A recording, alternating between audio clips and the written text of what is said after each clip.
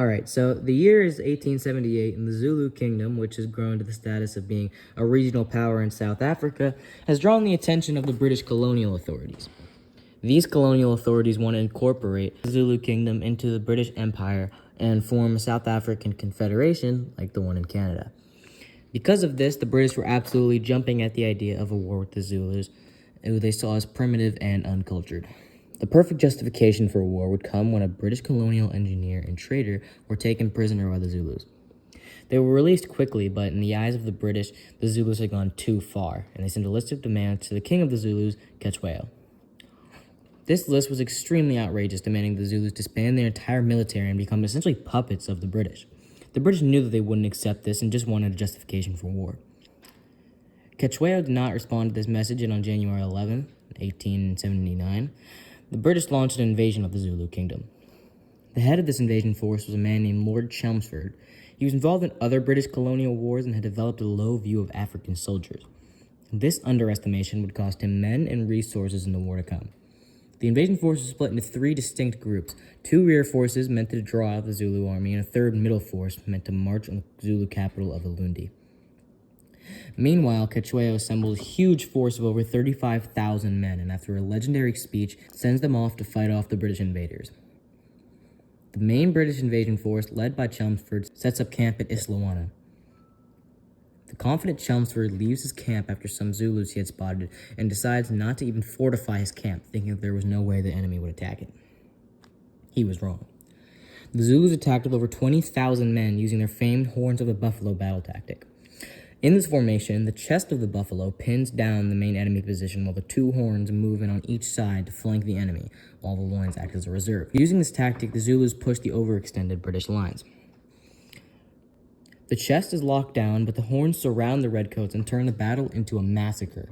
Some British manage to escape before the entire camp is encircled.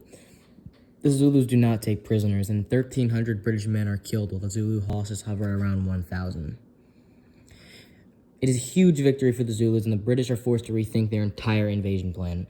Even with a heroic victory at Rorke's Drift, the British are in trouble.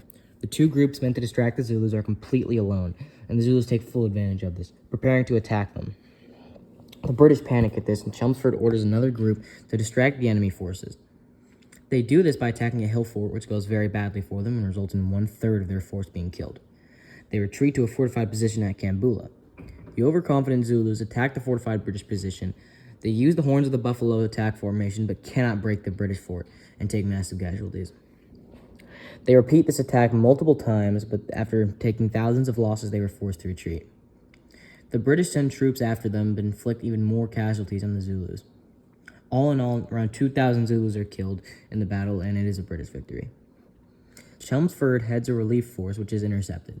Chelmsford fortifies his position, and the battle ends up like the one at Kambula, where Zulu forces attack a fortified British position and take massive, irreplaceable casualties, and are pursued by British forces. The British, confident after this series of victories, sent a new invasion force to the Zulu Kingdom. Included in this invasion force is the son of Napoleon III, who was killed in action, ending the Napoleon bloodline forever. The Zulus are battered, but if they can stop the invasion force, they might be able to keep their independence. This time, defending would be tougher.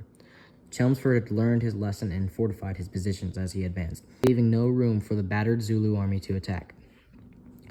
On July 4th, the main Zulu army clashed with the British invasion force at the royal capital of Ulundi. After a spirited charge by the defending force, the British defeated the last few Zulus and burned the city of Ulundi to the ground. The king fled but was captured a few months later. The Zulu kingdom was split into 13 different kingdoms, which were plagued by constant civil war before eventually being formed into a South African confederation like the one in Canada.